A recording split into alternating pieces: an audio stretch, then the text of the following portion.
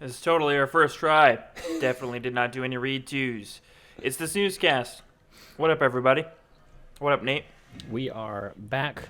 Texas Frozen Edition. Yeah, absolutely.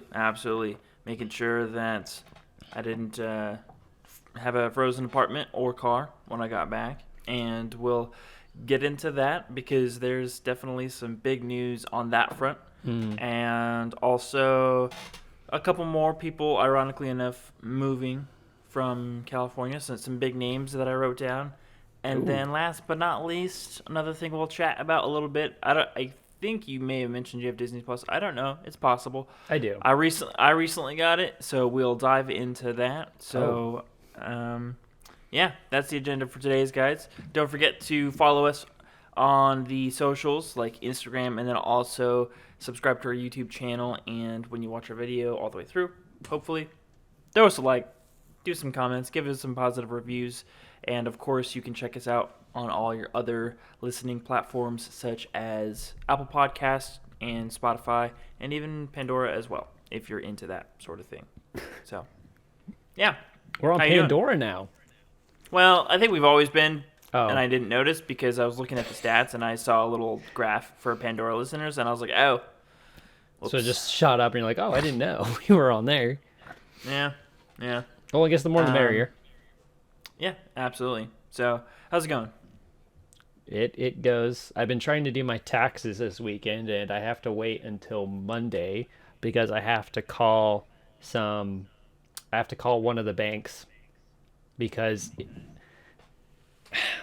two-factor authentication is the worst thing in existence. It doesn't work. It is not practical. Tell me about it.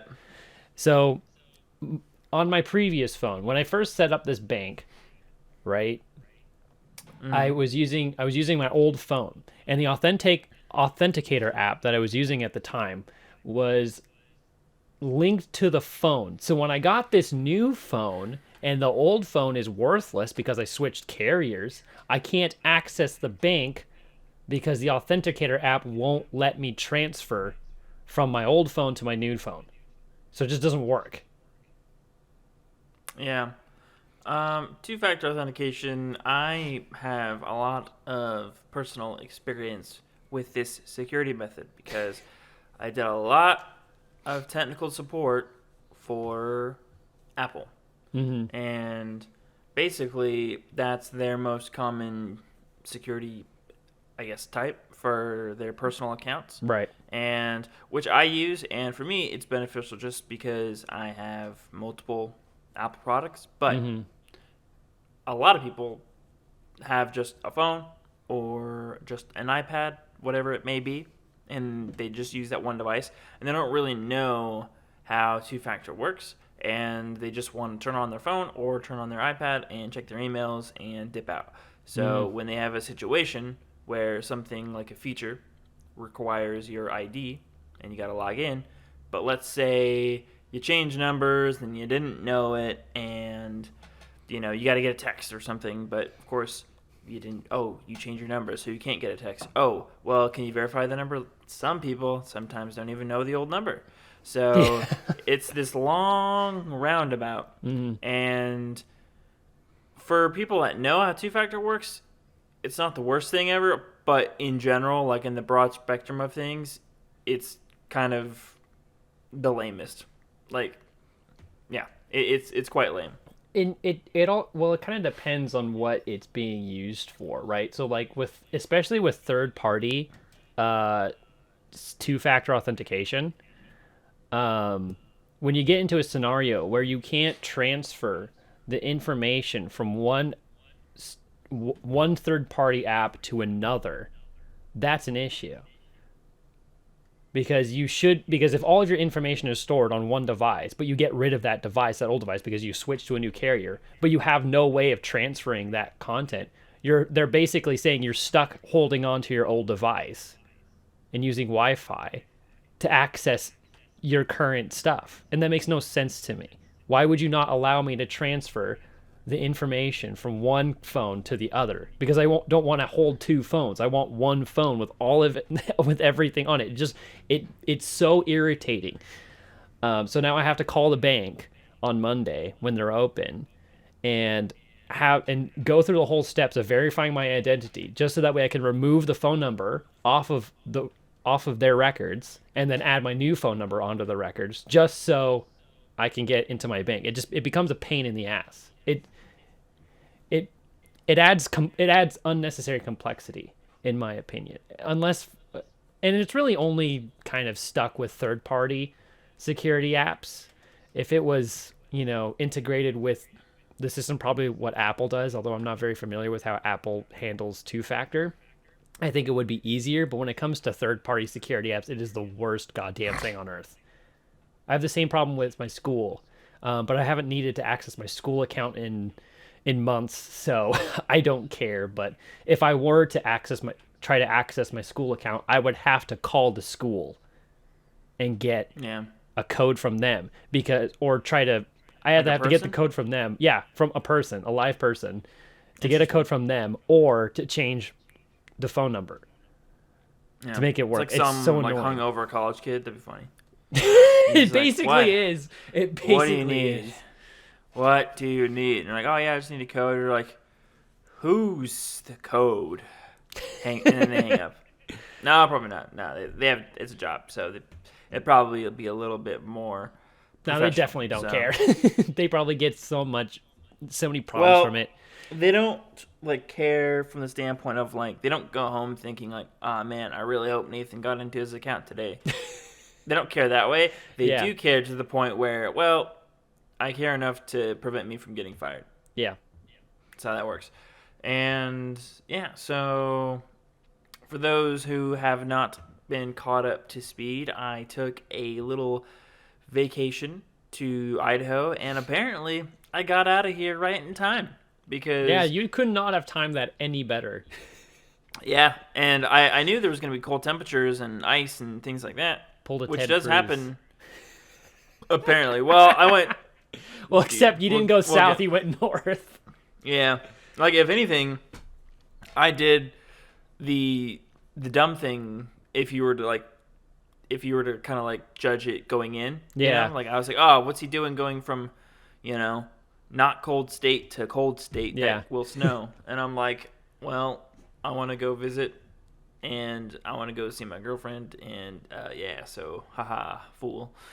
And as it turned out, I mean, of course, there was the crazy one kind of snow blizzard, but outside of that, it wasn't really too crazy in Idaho. It was kind of after that pretty standard. The snow was melting, and smaller areas neighborhoods where you live, the roads were still pretty rough. Not going to point out exactly where, but it's just a lot of water. It kind of when it snows that hard that quickly, and then it just immediately warms back up, just water everywhere at that point. Yeah, and it's also pretty late in the season. That's true. We're coming into spring next month, technically. Yeah, so I'm very curious. Well, I don't care that much because I won't live there anymore, but I'm somewhat curious on the effects it's going to have on the Boise River this upcoming summer, because 2016 obviously probably not, but it'll be a good season for the Boise River though, because it wasn't like the Snowmageddon, right? Because that one pretty much ruined the year for floating the river. I think this year will actually be pretty decent. It might be a little bit more shallow than what it usually, because we barely had any snow this season. Well, there was the one blizzard. The winter before had it had one day it snowed and it melted the same day, but it was not as much as it did when I had just been there. So it'll be better than last year, I think. Just because sheer amount of snow. But anyway, enough of the weather. Enough small talk. Let's jump into the topics here. So the biggest topic of them all at the moment is Texas and the winter front that has affected, I guess it was 18 states, I believe. And, of course, Texas, with it having I guess not very well regulated, power grid, the power went out for about 4 million, I believe. And I think somewhere along those numbers, yeah. Yeah, that's Was your place affected at all? Do you know? I'm not sure. To be honest, I You know didn't get Dallas. any emails or anything? I did get emails about pipes bursting at other buildings Oh, okay. that were Like nearby? not. Yeah, and then being like, "Hey guys, can you remember to please like flush your toilets and run cold water and well, not run cold water, but Yeah. just run water, Rolling water through it, yeah. and things like that." And I'm like, "Well, I'm not here, so we will see." Now, fortunately, I'm in the middle, so Right. the heat will rise. It will rise again. I did not have too big of worries. The only thing really I was worried about is my car, because I was hoping that it didn't like have a day where it would like rain, but then like have ice on the car and Yeah. basically freeze it in. But no, the car was in pretty good shape, and so far so good. And I got into the apartment just fine, and there was no. It was pretty much exactly how I left You it. got But running water and power and everything? yeah. Not bad. I definitely there were a lot more people that were not as lucky or fortunate, and even some Right. people died of hypothermia, from what I read. Like In 8 Dallas? people, not in Dallas. Well, maybe some in Dallas, but like in Texas, yeah, like some Yeah, people yeah. have died. I think that total was like 30 people that have died so far, but that might not be That's correct. No, that sounds about right. I was Am I reading. right? I was sitting with Susie on the couch, and she was going through like the news stuff, Mhm. and um, and about at that time I had read 25, so it had probably updated since then. Right. But yeah, it's a lot of people were affected. The most common thing that kept happening was people's pipes were bursting. Mhm. Okay, power was that was the most common thing. Is power, Yeah. and people losing their power, and the struggle that these cities had getting it back on for the long Mhm. run, because sometimes people will have it on for an hour and then it goes out, Yep. or it was kind of that constant process to keep it back on. So yeah, super unfortunate, super sad, because again, you have a place that's just not equipped. I mean, Well, they're not, it's not a they just don't state. deal with it. It's not a state where they have to worry about it usually. At least in past years, right? So they they weren't expecting something like this. Like the probabilities of Texas freezing over were so low, but then it kind of came through nowadays. Well, To be fair, yeah. it's been a wild couple of years. Yeah, well, specifically South Texas, like people Mm-hmm. don't understand, like the northern part, like in kind of Oklahoma, like it'll get cold and it can snow and it Yeah. can freeze, like, and it's been doing that. It's not anything new, not anything recent. Yeah. Now the South, that's which it's much further down, several hours. That's where it's really, like it's more hurricane type stuff. Yeah. And yeah, and it's again just not equipped, and it sucks. So yeah, but anyway, left on the 12th. Yeah, I believe it was the 12th. And came back. Yeah. It might have been the 11th.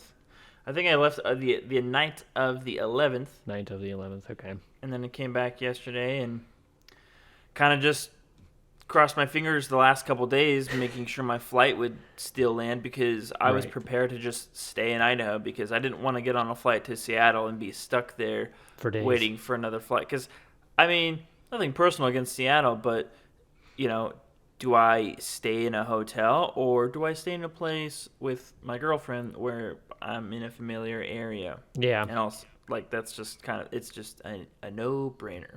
Yeah. So, Well, and also hanging, even if you were to, be in Seattle, even if you were to just hang out at the airport, there's, that's a horrible, to spend money on a hotel just to stay on layover until who knows when.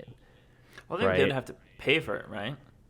If you stay, if you are on layover over a day and you go to a hotel, you do have to pay. I'm pretty sure. You still have to pay for overnight for the hotel. I don't know if they'll. I don't think they'll pay for it because usually they'll pay if there's like a problem on the flight. Like if you're on the flight and something happens and then you land, but that's not. But layovers don't count in that because layovers have to do with what happens on your next flight if your next flight takes off. And so I don't think they'd compensate you for that. Although I don't know. I've never had an extended layover. Longest layover that I've had was I think 8 or 9 hours. And we stayed at the airport, which was a god awful experience. But some people will spend a day. I was gonna look up would you have to pay like so I typed in would you have and in Google the first thing that comes up would you have sex with me? God damn it. And who the fuck is asking Google that? Millions of people apparently. Jeez. Anyway, my bet is on you would still have to pay for the hotel. I don't think I don't think the airline would cover that. I got some serious airport staying endurance because I stayed in LAX for like probably 18 hours one time because I had booked a hotel for like 4 days and I was there for 5. So kind of I get there that night before and I was like, all right, here we go. We're just going to stay here for a while. So the LAX is a pretty big airport.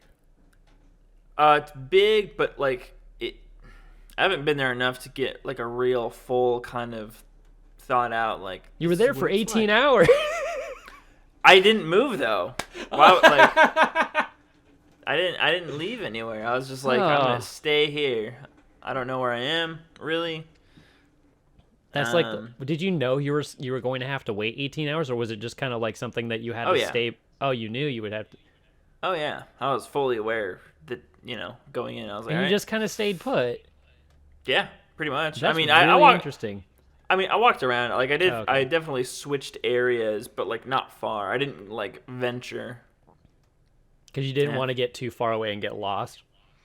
Yeah, I think the majority of the time I spent by international arrivals, and there's just this very comfy chair that I found, and a nice little charging setup, and it's pretty lit. But yeah, at the very end though, I was actually going insane. I was just well, when I had my longest layover, it was in Santiago, Chile. And that's a tiny airport with nothing to do. God awful. I've seen some airports. I can't remember which ones, but there are airports, I think some have movie theaters and some have bowling alleys. You seen those? Yeah. I think we've talked about this before on the cast before, where we were talking about like gamifying these airports and treating them like malls. I know for sure we've talked about your trip that had you in the airport in Chile for however long it was, and that being just not a great experience. There was no experience. It was just bad. But I've always thought it was really interesting that some airports, I think isn't it Atlanta, the one with the movie theater? I have no idea. Never been. I've only ever been to that one once, but any time that I've had a connection flight, I've never had a connection flight without layover be longer than like 30 minutes to an hour. So we'd have to like run across the airport. So we don't really get to experience. But I can't remember, I watched some video of some dudes who were traveling and experiencing some like the fanciest airports in the world. I think one of them was in Georgia. I think one of them somewhere in the world, I think it's in China, that has an aquarium, if I remember correctly, too. What? I would do it. You're at a fucking airport. Literally, airports are like the best place. The airports are the best place to set up shop because people are bored out of their fucking minds. So literally anything will work. Anything at all will be successful. You just start like a fighting organization in the bathrooms. You could, dude. I'm telling you, people would do it. It would be successful. Everything would work. Damn, I really wish. So here's the sad part. I didn't bring my microphone to Idaho because I had plans to record while I was there at least once. Mm-hmm. And it'd be really fun is airport podcasts. Or like do a skit video where I walk, or do a skit video where it's like a mock interview, like where I just walk around asking people stupid questions, and like I'm that guy. I'm Steven Crowder. No, I'm just kidding. Fuck yeah. Back in like Jay Leno days when he'd take to the streets and ask people questions. Oh, that was great. Those are fun. Those are so good. But if you did like an airport where people are like awake for hours on end or just bored out of their mind, you could really fuck with people. It'd be great. Yeah. Oh man, I have ideas. Anyway, so I'll write that one down. But yeah, overall though, Idaho was amazing. Huge shout out to my lovely girlfriend Susie for having me stay and making sure I didn't get eaten by snow or any other wild animals. That was pretty top notch.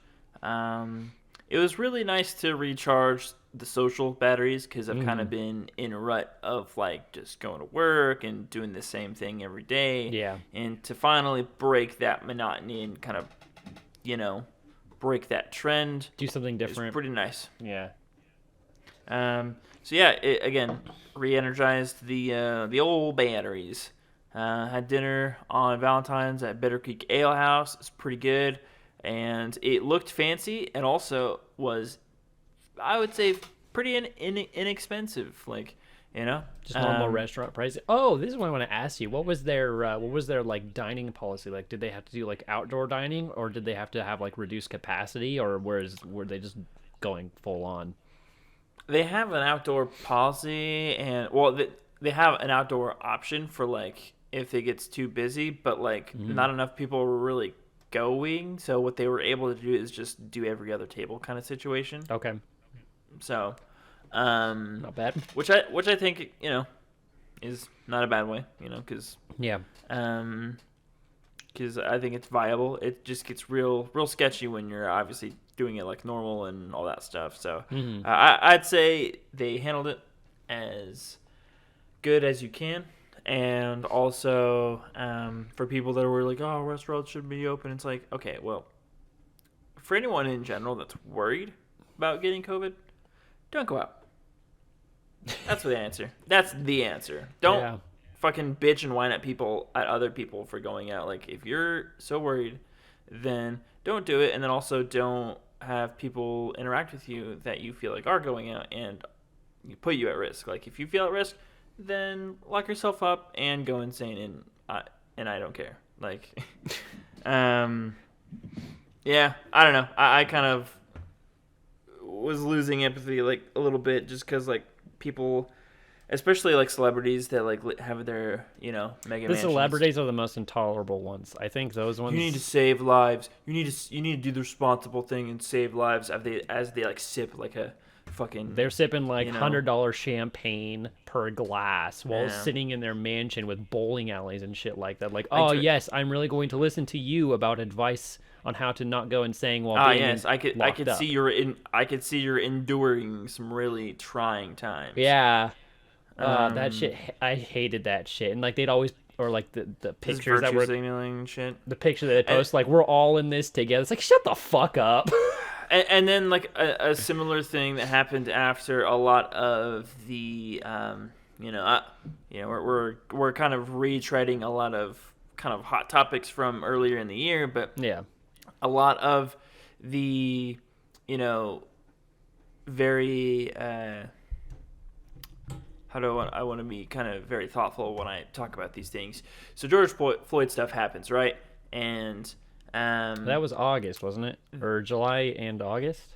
July possibly. I think it was like the last week of July, but mostly in August and September.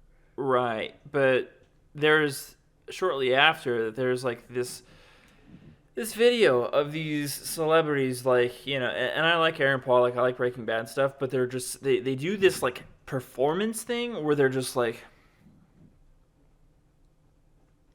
I am responsible, and it's like this whole thing, and it's just I don't need Paul's apology. Man.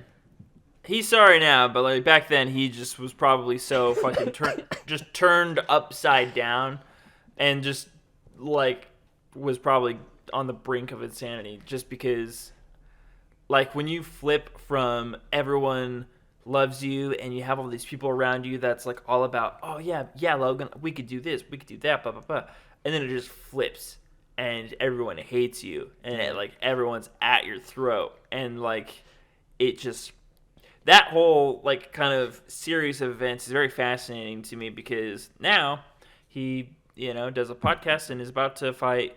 We'll see if it actually goes through, but he's scheduled to fight Floyd Mayweather. But anyway, back to the celebrity stuff. I just hate it when celebrities kind of group together in genuine it's very, I don't know, it comes across as disingenuous. Most of them. And they kind of do this like weird, again, like this performance thing. It's like, I don't need you to like explain how, I don't know. Again, the real like kind of consistent theme of my disdain for those videos or those types of statements is they just don't seem, they come from the heart. They just seem like, ooh, this is topical. This is what's gonna get me a lot of views. Yeah, it's marketing. And it's gross to me because somebody died, and you're using that and to kind of boost your brand of like, and it's a funny show that kind of sheds light a little bit, not in a way that's like it's literally showing you behind the scenes, but it's kind of like a parody in a way. Is The Boys? It's have you heard of The Boys? That show? Mm-mm. So it's on Amazon. Very popular show. Very very gruesome. Very violent. It's a superhero show, and it's basically the Justice League, but it's like rated R. Like Nice. And the Justice League is like this corporation basically of heroes, and they're like they're like assets basically, the heroes, and they're used to like market like Homelander, who's basically their version of Superman. He's kind of like the number one, like, man, Jesus loves you, and like this whole thing. But behind the scenes, when you like as the episodes go along, they like he'll be like, oh yes, you guys are the real heroes. But then he like turns around and is like, you fucking cocksuckers. Like he's like a real piece of shit. Like he's a real fucking asshole. Like there's a scene, and this is from season 1, so quick spoiler alert if you are interested in The Boys. I'm giving you a warning now, but now warning is we're getting into spoiler territory. So and it's not even like major to the plot anyway. But anyway, there's a scene where they Homelander and I can't remember her name, but she's basically the Wonder Woman. So they both get on this plane to save this crashing plane, and it basically was their fault. Like, so Homelander stopped terrorists with his laser vision. He like killed them, but he also accidentally, I don't know if he killed the pilots, but he definitely like laser beamed the front of the plane, like the controls. So basically fucked the plane. So he might have killed the pilots too, but anyway. So he goes, and it's kind of fucked. So what would happen? The way he's thinking about it, he's like, oh shit, this is gonna look bad if we show up and like some people died because it's our fault, pretty much. So what he does is he just kind of like, people are like, oh, are you gonna save us? And he's like, no, we're getting out of here. We're like, he's kind of like trying to sneak away, and people are like, hey, what the fuck? Like, aren't you gonna save us? And he's like, shut the fuck up, I will fucking laser eye you, I will fucking kill you. And it's just like, whoa, dude, wild. And he just like, and they just let the plane crash, and they let everybody on the plane die. Like, it's, and anyway, just kind of like to peel back on like, they again, they're a part of this big group, and they're always marketing these heroes, and then but behind the scenes they show like, oh yes, it'd be, I think it'd be better if your hero was a little bit like if they were like, what if you were nicer? What if I think we should really connect with our LGBTQ community, and you should kind of make a distinct decision on if you're gay or lesbian. And this is referring to a character who is bisexual. But they're like, oh, well, like, can you make a distinct, like, oh, I'm gay, but this character's like, well, I'm not. Like, I do, I'm both. Like, it's like, oh, well, I think it really comes across with, like, it's very clear to our audience, and it's a very kind of controlled, like, oh yes, we are totally cool with you being inclusive, but a very specific way that makes sense. And it's like, ugh. And that's a real in a way thing. that's manipulative to make money. Yeah, and that's exactly how I see a lot of this stuff. Like the best example that I always come back to when situations like that occur with celebrities, at least, I always think back to the Pepsi commercial with was it Kendall? We are the Ryans. Yeah. Yeah, that one, and she hands the cop a fucking Pepsi. Oh, that is God. textbook Oh, my God. what we're talking about. Anytime Boy. and it really just depends on the celebrity, right? Because some of them you're kind of like, okay, but they have like a history of being active for these sort of things. It's when they kind of come out of the blue and like they like curveball that like all of a sudden they're on your feed promoting a specific thing. The Pepsi commercial, that's the way that I always view it. Yeah. That Pepsi commercial is like textbook. I swear that thing better be in like marketing textbooks in colleges today of what not to fucking do, because that one was so poorly received, and for good reason. Well, because it's so bad. I think the temperature of those situations was just at a low enough point. Yeah. For Pepsi to feel, okay, this is, because if it were to happen like in the peak of Could George you Floyd stuff, oh God, no, they would not touch that. But I feel like the temperature of that subject matter was just low enough. Like it was relevant enough, but also not hot enough. Or at least they for thought. It to be, well, in their minds. Yeah. And again, like I'm just kind of like, kind of putting my thoughts of like, okay, well. And it's gross, like it's just weird.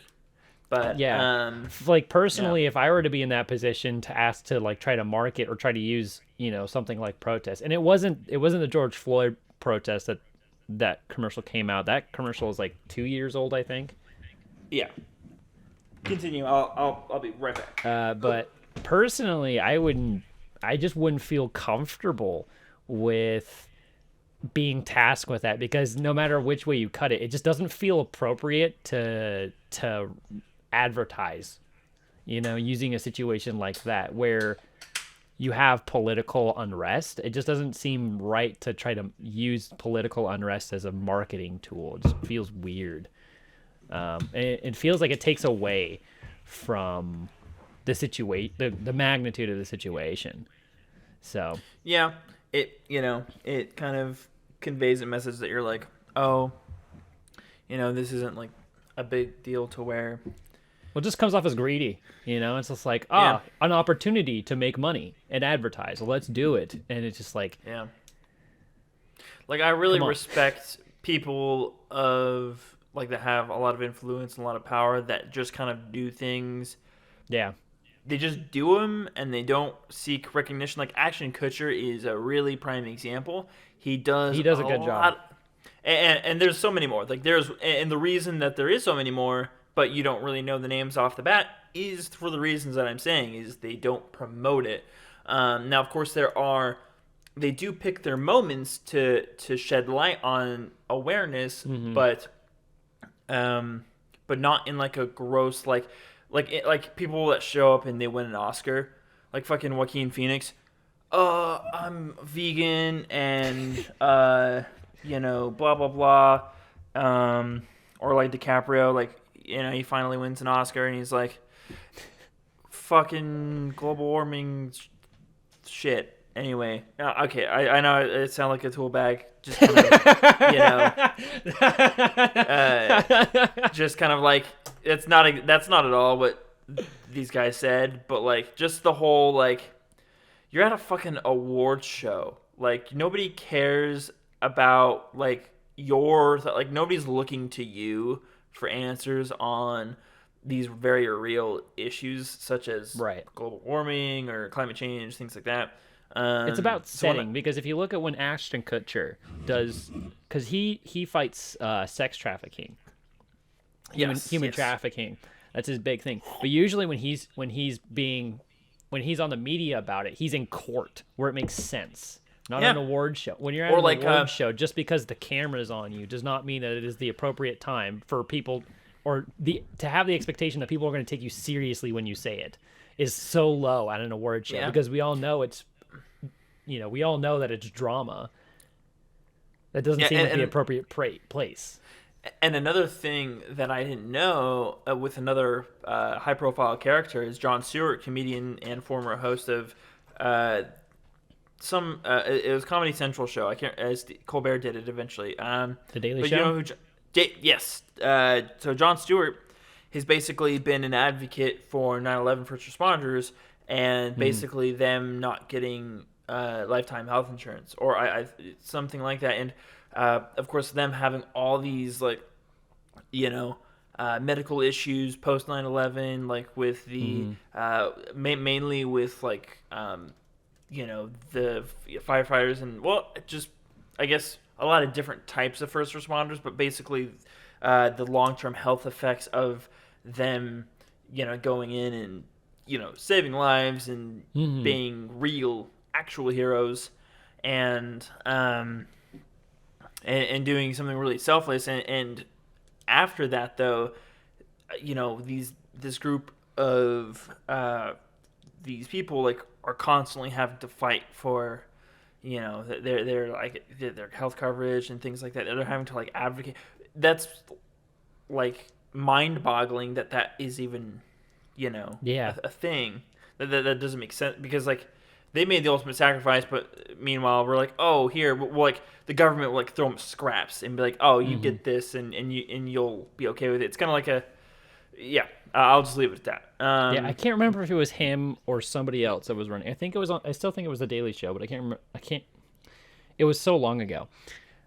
But one of the hosts, comedians do a much better job with this, because part of their routine and the idea behind comedy is to expose these inequalities in society. So it's only appropriate for them, right? It makes kind of sense to make that connection that they would do these things.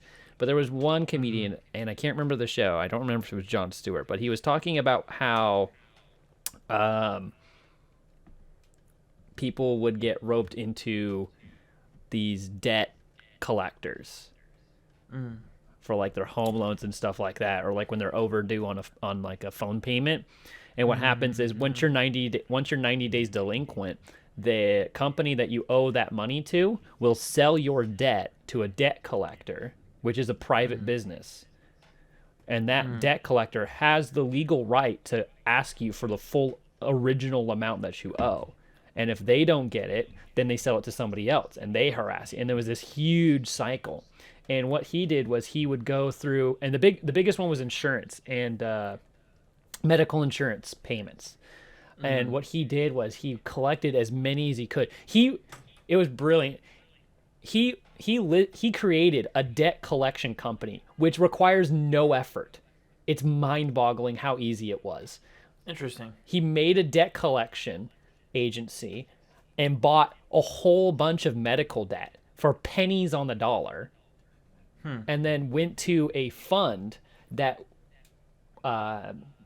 specializes in forgiving that debt. And I think it was over $1 million of debt that they just wiped clean. It was insane. Damn. That'd be nice. No, well, it was, but when you purchase these debts from these debt collectors, they're contracts, and you can buy them for super cheap. And it was insane, because the craziest part is that in order to become a debt collection company, it required next to no paperwork, or just super easy paperwork to do. And you could go out and buy all of these debts now and harass people. It was actually a viable way to make money, and a lot of people made money doing it. It was a pretty scummy way to make money back. I think this was in the early 2000s, especially after the great financial crisis as well, I think. But it was in the 2000s time period, and I feel like these financial crises are becoming an expanded universe, like the MCU. There's going to be a lot of them. We're in phase 3. But you're right in a kind of a way. Well, this is where that gets really tinfoil, because there are some people that talk about the Great Reset conspiracy. or I shouldn't say conspiracy, but theory, right, and stuff like that. And like I've heard like people talk about how the last economic crisis that we were in with the with the pandemic and everything was just another phase into the plan. Yeah. I mean, if you were to now, here's kind of like my it's not like an original thought. I'm not going to claim this is my original something I only thought of. I did hear it on Joe Rogan, but basically he was saying, man, if you were to be another country, let's just pretend China, because they're not really big fans of us. The one of the countries one of the big ones at least. Yeah. If you were another country looking to disable another country, really, because everybody's got nukes, to avoid the damage of that, really the only way you could do it successfully is from the inside out, economically. He was theorizing, and the way to do that is basically find a way to get people to not work, not buy things, not make things. How do you do that? Well, you create a virus in a lab, and it gets out. Whoa! It's pretty tinfoily, but it is. But it's like one of those things where, like, when you're like just in, when you're like stoned out of your mind, you're like, yeah, makes sense, bro. And the funny thing is like, you just sit there in your little bro science mind, and you're like, because it makes sense to me. Well, the anyway. part that makes the most sense to me is that if you wanted to avoid like a physical war, like militaristic war against another country, the way you would take down another country would be economically speaking, right? Yeah. And to me, it's the only way. It's the only viable way. Well, the funny thing is that it's very possible, and I think it's the Swiss National Bank actually has a playbook on that sort of a thing. What you do is because the U.S. dollar is the global reserve currency, and I think they did it after the great financial crisis to take advantage of the low equity pricing in the stock market. So what they did is they would print a whole bunch of their own money. They would devalue their own currency and buy U.S. stock. So after the financial crisis, they got to walk away with a whole bunch of money. And wild. Also, in a way, they kind of hurt the U.S. in a way. But if you were like China and you were to do it on like a grandiose scale, because China is such a huge economy, right? You could really hurt the U.S. that way, the U.S. economy, because you can heavily inflate the pricing of pretty much anything. Because when it comes to like the pricing that you see at the grocery store and stuff like that, it's not really dependent on like the supply and demand of that product that store has, right? That store that store can only change the price of the premium that you pay on that object or that good. Yeah. That price is determined by the market.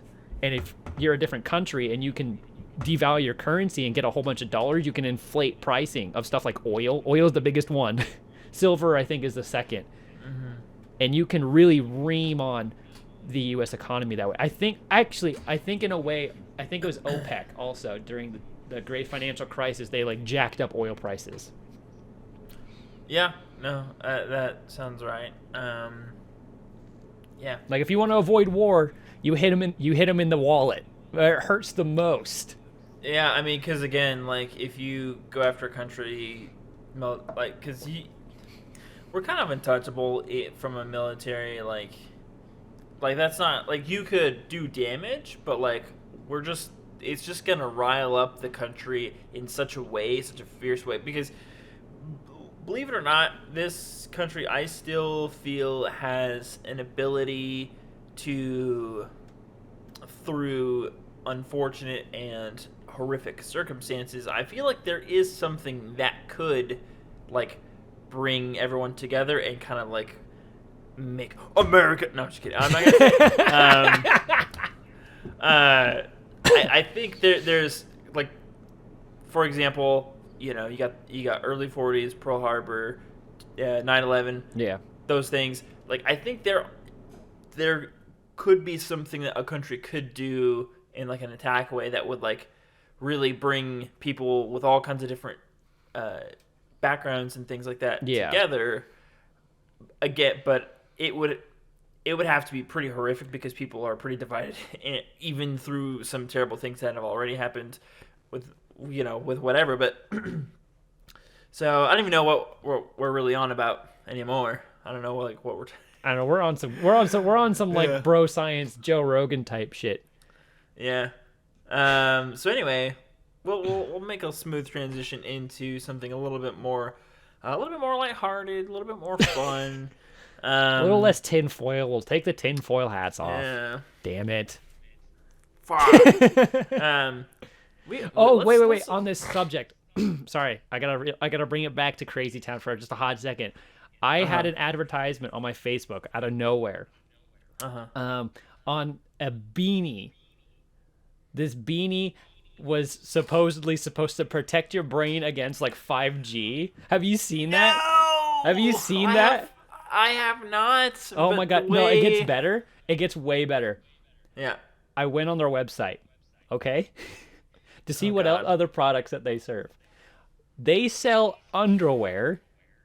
That's supposed to protect your crotch from 5G. Gotta protect that dick from 5G, baby. And you know what's the craziest part? It's not the fact that they, that's how they market it. It's the fact that this shit is like $60 to $70 fucking dollars. And guess what? Some people buy it. And people buy it. It's. I actually kind of considered buying it for the meme, but $60, man, don't do it. It's too much. That's just too much money for a beanie. I think I got this one for like $10 that I'm wearing right now. This is apparently the beanie podcast. I can't see you, but you're typically always in a beanie. Yeah, I got mine. I got mine today. So we're the Beanie Boys, the Beanie Boys. Podcast, the Beanie Cast. That might be a good name for the episode. The literal pod bean. Oh. Sorry, I just had to go over that real quick while we were on Crazy Town. Yeah. For sure.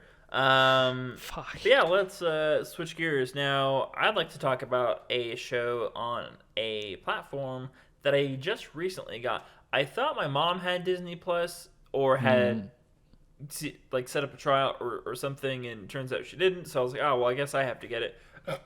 And they didn't do a free trial anymore. I was like, damn it. So I bought Disney Plus. Yeah, fucking bought it. And I am gonna probably cancel it because I mean, not because of like, oh, I don't like what they have, blah, blah, blah. It's not that, like, because they have a lot of really great stuff that I'm like, oh shit, I can't really get this anywhere else. But just saving as much money as possible. However, I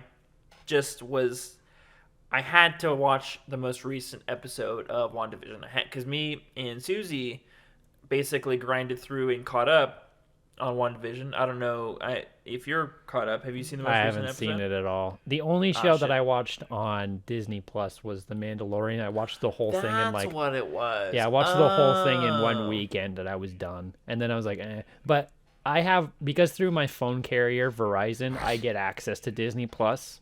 I don't have to worry about like paying for it. It's kind of like in a package deal with my phone plan. So yeah, a lot of carriers do that. Like for me, AT&T, I get HBO Max. So yeah. Well, yeah. What was I gonna say? So again, watch WandaVision. Pretty great. Now the first two episodes, because it's in this like. I watched the trailer, man. I was like, nah, I can't. It's good. I'd say, really the one episode where I'm just kind of like, this is whatever. Like, just because of the setting it's in, because it's in the I Love Lucy kind of style. Yeah. I was just kind of like, let's get on with it, I'd say where it picks up is at the end of episode 2, and then from that point is when they start to really I do appreciate that they take their time with it and they don't do the typical Disney thing of spoon feeding.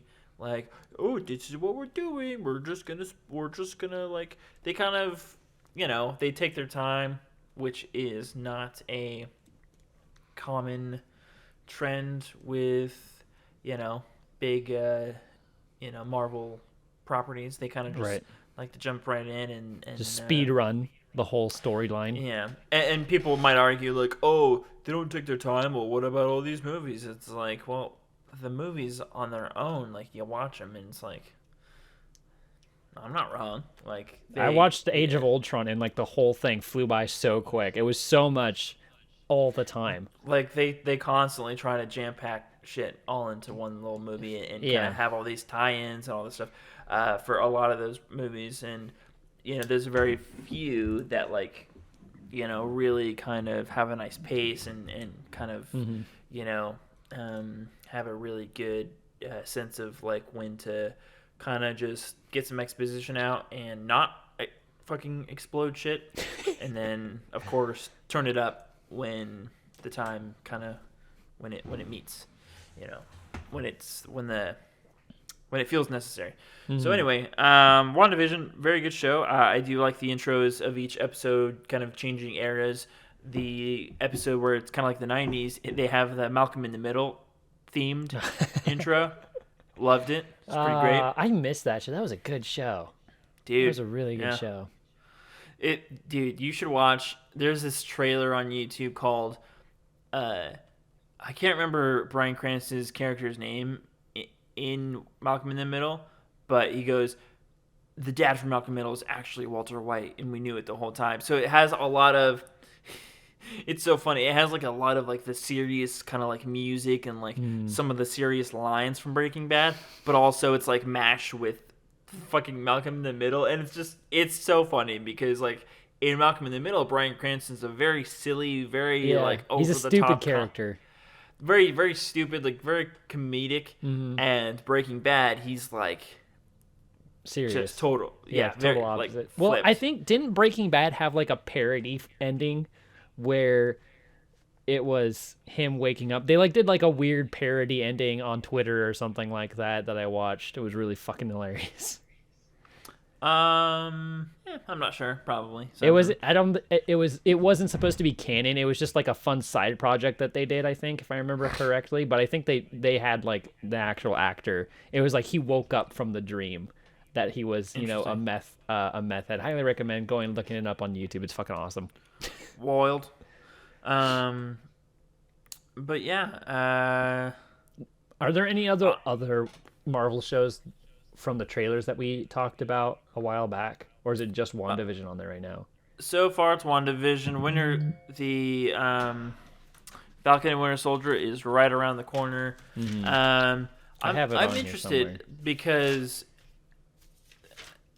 I'm watching the trailers, and it definitely seems like that series is gonna go for and you might shit your pants hearing this, just because we memed about this so much on the last episode. Oh, God. But it's really about family. No, I'm just kidding. No.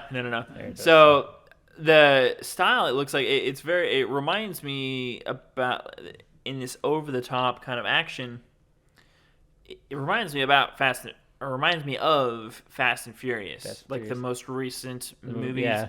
And to me, the reason it makes a little more sense is because it's with like superheroes that have abilities and have access to like this crazy kind of world that's been built up from the first Iron Man. So it makes more sense. But anyway, nonetheless, I'm watching the trailers and I'm like, oh, like this is like the kind of the style that they're going for, is like a very high octane action. And I'm fairly excited to see it. I'm not going to be expecting any deep, dramatic performances from, Sebastian Stan or Anthony. I'm not expecting. Was the main thing going to be about family? Yep, totally. Also, I got the name wrong on the last podcast with the actor. It's Vin Diesel. Yeah. And I kept fucking confusing him for What's this other? I thought you were saying it as a joke, so I just didn't even correct you. No, I genuinely thought it. What's the other guy's name? God damn it!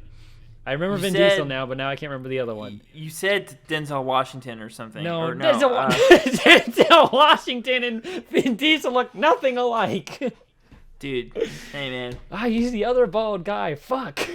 Oh, Bruce Willis. Bruce Willis, thank you. Dude, you kept saying Thank Bruce you. Willis, and I thought it was so funny. I didn't even bother to correct No, but you. it's Vin Diesel. I'm sorry. I'm sorry for anybody that thought I was messing it up on purpose. I genuinely thought it was Bruce Willis and not Vin Diesel. Although, I thought it again, was I funny. probably could be wrong, and I'm confusing it again, and it's some other bald guy.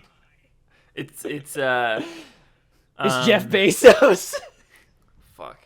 Dude, what if Jeff Bezos changed careers and became like an Oscar-winning actor? Secretly, that's how he made his money, is by starring in Fast and Furious.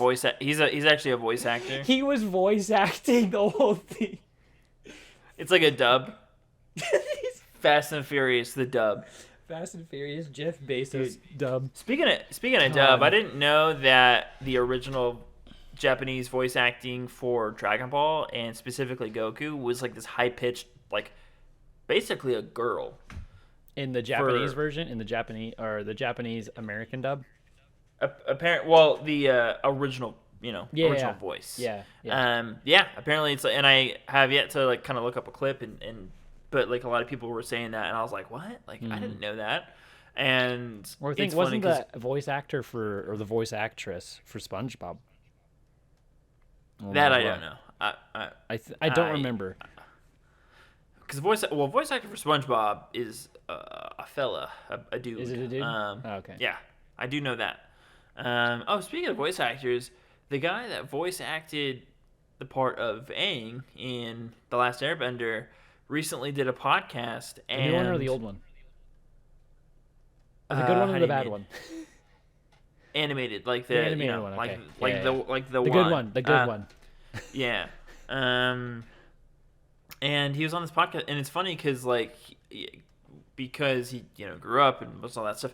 He doesn't sound at all the same, but it's funny because a lot of the other voice actors do sound basically the same. Like the guy that plays Sokka, the guy that played voice actor for Zuko, they sound basically the same, and I thought that was kind of interesting. But this particular guy, I can't remember his name. It was let me look him up. He in like his character after the Avatar, he kind of disappeared from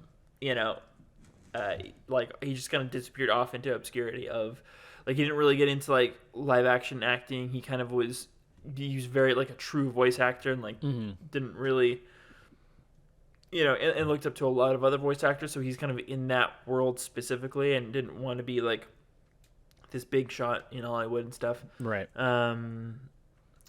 Avatar, The Last. And he also had an appearance on a reunion that they had. I heard about that. They like got together for a little reunion for a little bit. Yep. And so yeah, they got together, and it's just funny to see like in terms of their personality and the way they kind of view things, they're very similar. Like he's very similar to the character Aang. Like they're very like. And by the way, the voice actor, his name is Zach Tyler Eisen, it's pretty wild. He just kind of, grew up and kind of just went kind of normal kid route. Let's see. And it's just so funny to hear him talk. It's like just not at all the same. Like not at all. Deep voice now. Well, just a normal, grown up guy. Right. But yeah, pretty wild. Let's see. Apparently he's a Syracuse fan. Interesting. Who? Oh, the voice actor for Aang. I was just looking at some Google images, but he's apparently a Syracuse fan, and he may have even gone to Syracuse. Interesting. Yeah, he did a very good job avoiding the limelight because, he just there's these random pictures that will pop up, but like he hasn't done like a lot of big interviews at all. And he did this podcast, and it's a very small channel. Like it's only got like 50 subscribers or something, and it's only got and I think it's probably they got a bump, like they got like a bump in viewership because they're like, oh shit, the fucking Avatar. I'm actually gonna look it up and see where he's at. Probably from the reunion.